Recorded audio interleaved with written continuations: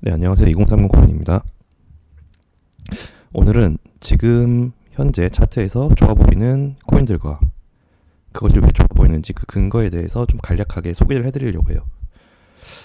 지금 보시면 일단 지금 이더리움 클래식 비트코인 차트, 사토시 마켓이죠. 사토시 차트를 틀어놨는데 이거를 왜 설명을 한번 드리려고 했냐면은 저번 방송에서 제가 주봉 관점에서만 설명을 드렸어요. 저번 관점에서 주봉상 현재 반등세가 나오고 있는 부분이 왼쪽 어깨 여기보다 높은 곳에서 진행되고 있기 때문에 이게 만약에 올라간다면 좀 탄력을 받고 힘있게 올라가지 않겠느냐, 이제 그런 요지로 방송을 켰고요. 이제 그날 제가 좀 충분히 설명 못 드린 부분이 있는데 이제 그게 이제 일본 관점 이평선이에요. 일본. 사실 요 부분을 보고 이거 좀 방송으로 언급을 해야겠다, 좀 그런 마음이 들었는데 뭐냐면은 보시면은 죄송합니다. 이게 지금 노란선이 200일 이평선이에요.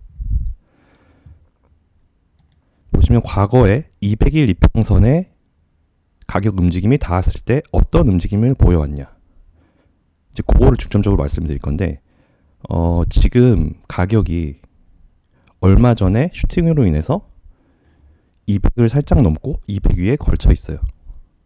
그쵸? 지금 현재 200일에 맞닿아 있죠. 과거에 상승장일 때 사토시 마켓, 이들은 그래 사토시 마켓에서 200일 선에 닿았을 때 어떤 움직임을 보였냐, 보시면은 이때도 쭉 빠지다가 200일에 닿았어요. 그 이후에 중요한 건 뭐냐면은 200을 뚫고 가격이 이 위에서 머물러줬다는 거예요. 보통 저항이 나오면은 이런 식으로 맞고 바로 떨어지고 맞고 바로 떨어지고, 이게 전형적인 이평선에 의한 가격이 저항받는 패턴인데 만약에 오른다면 이런 식으로 뚫고 난 이후에 가격이 이 위에서 진행이 됩니다. 이 위에 머물면 그 이후에 슈팅이 나오고 이런 식으로 진행이 되거든요. 저항으로 작용한다면은 보통 뚫고 이런 식으로 급락이 나와버립니다. 아니면은 터치했다가 또 빠져버리고. 하지만 뚫고 올라가려면은 일단 뚫고 이 위에 가격이 머물고 있습니다. 그 다음에 슈팅.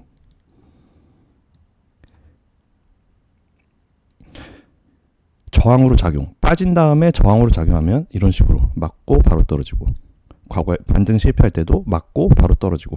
근데 이것도 돌파 시도로 봐야 되죠.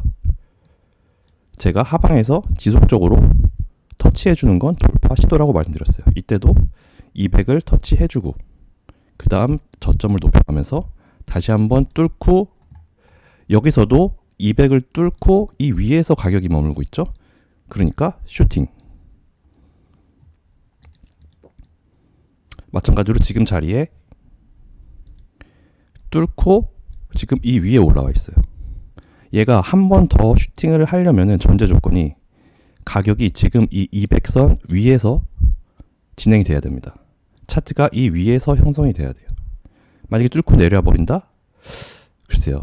그러면은 어떻게 될지 그건 참 저도 잘 모르겠습니다. 네. 뭐 뚫고 내려왔던 적들도 있으니까요. 과거에 보면은. 좋은 소식이면 지금 현재 아직 가격이 이 위에 머물고 있다는 것이고, 약간 안 좋다면 200을 보통 이렇게 한 번 내지 두 번 터치해주고 뚫으면 이게 훨씬 더 신뢰도가 높다고 볼 수 있는데, 우리가 보통 이렇게 여러 번 때려주는 걸 이걸 계속 리테스트가 계속 진행되면은 그 다음 돌파되는 거는 꽤나 힘 받고 올라가는 경우가 많아요.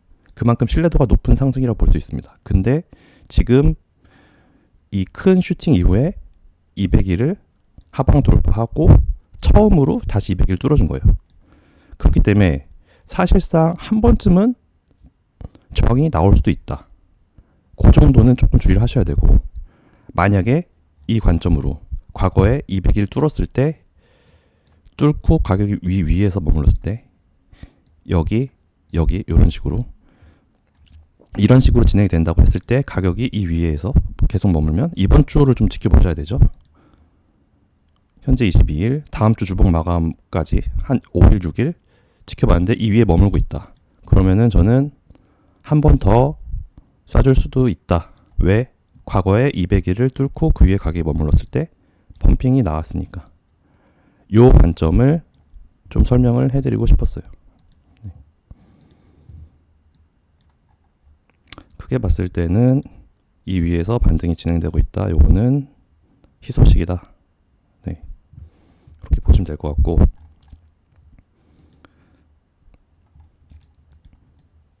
사실 비트코인을 좀 보셔야 되는데 이 시장이 그렇잖아요. 사실 뭐 아무리 차트가 좋아 보여도 일단 비트가 올라줘야 다른 코인들도 덩달아 오르잖아요. 근데 지금 현재 비트 상황을 보시면은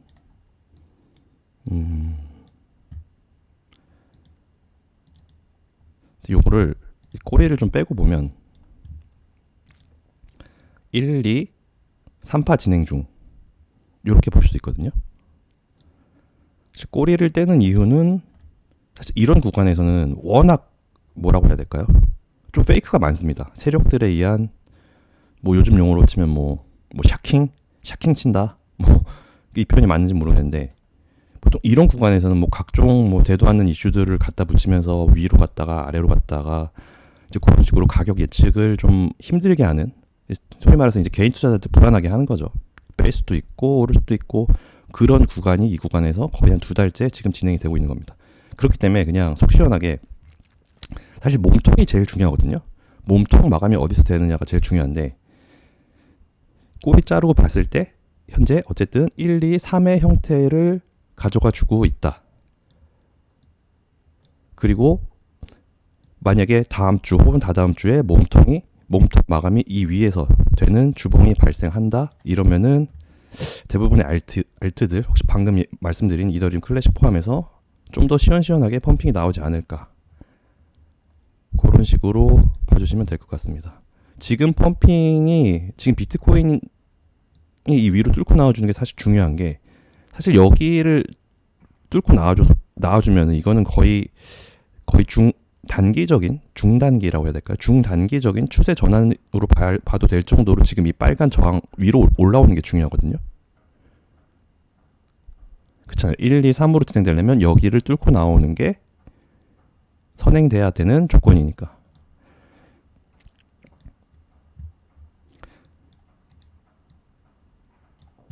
지금 그 위로 뚫고 나오는 게 왜 중요하냐? 제가 도미넌스 차트를 요새 계속 언급을 드리는데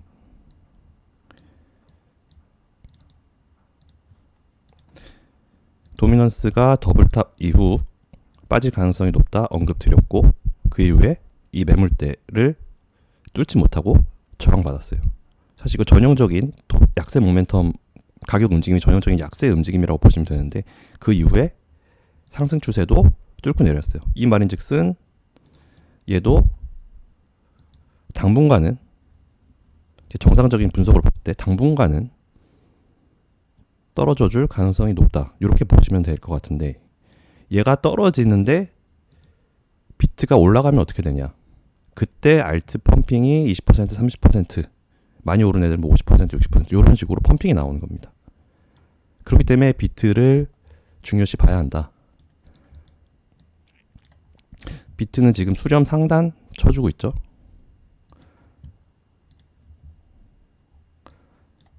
요거를 이게 수렴으로 안 보시고 뭐 이렇게 이쪽으로 그어가지고 이제 더블탑 해서 뭐 이렇게 저점을 올려가는 이 삼각형 패턴으로 보시는 분들도 있는데, 저 같은 경우 이건 어떻게 보면 저의 어떤 제가 차트에서 이렇게 이런 선을 긋는 어떤 저만의 테크닉이라고 볼 수도 있는데, 이런 식으로 변동성이 위아래로 좀 많이 나오는 요런 뭐 우크라이나 러시아 전쟁 이슈로 갑자기 일본 뛰었다가 또 빠지고 뭐 이렇게 좀 슈팅이 나올 땐 저는 좀 과감하게 꼬리 정도는 자르고 이 좀 큰 모양을 좀 보려고 하는, 어떻게 보면 저만의 뭐 그런 테크닉이랄까요?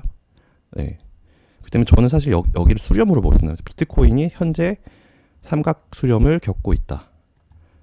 그리고 100일선을 한 번 쳐주고 지금 두 번째 쳐주고 있죠. 보통 이평선을 여러 번 테스트 해줄수록 그 다음에는 뚫고 올라갈 가능성이 높다고 말씀드렸어요. 그리고 또 이평선에 제가 좀 재밌는 게 말씀드리고 싶은 게 보통 하방하는 거는 한 방에 잘 못 뚫어요.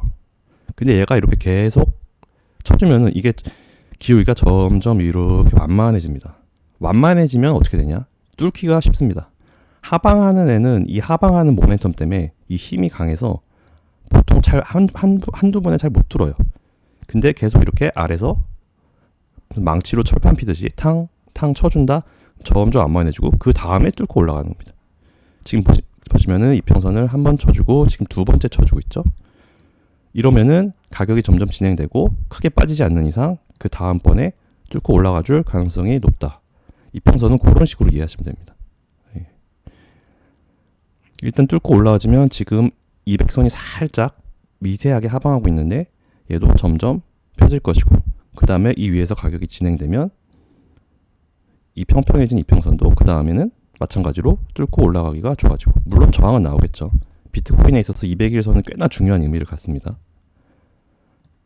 이런 부분에서 지지 저항이 많이 나오기 때문에 그렇기 때문에 다시 한번 올라갔을 때 한 번 정도 저항 받을 수는 있다. 하지만 중요한 건 가격이 이 매물대 그리고 이 저항 위에 머문다면 오히려 지지받고 다시 올라가 줄 수 있다.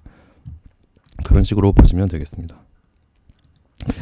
어쨌든 말씀드리고 싶은 핵심은 현재 이더리움 클래식이죠. 이더리움 클래식이 200일선 위에서 가격이 진행돼 줘야 하고 그렇다면은 과거 200일선을 터치했을 때의 움직임들 요런 구간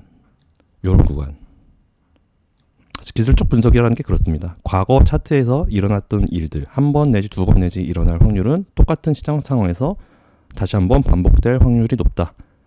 왜냐? 여러분들이 보신 이 차트는 사실 결국에는 이런 심리들이 모인 통계라고 보시면 됩니다. 통계 그래프라고도 보시면 돼요. 네.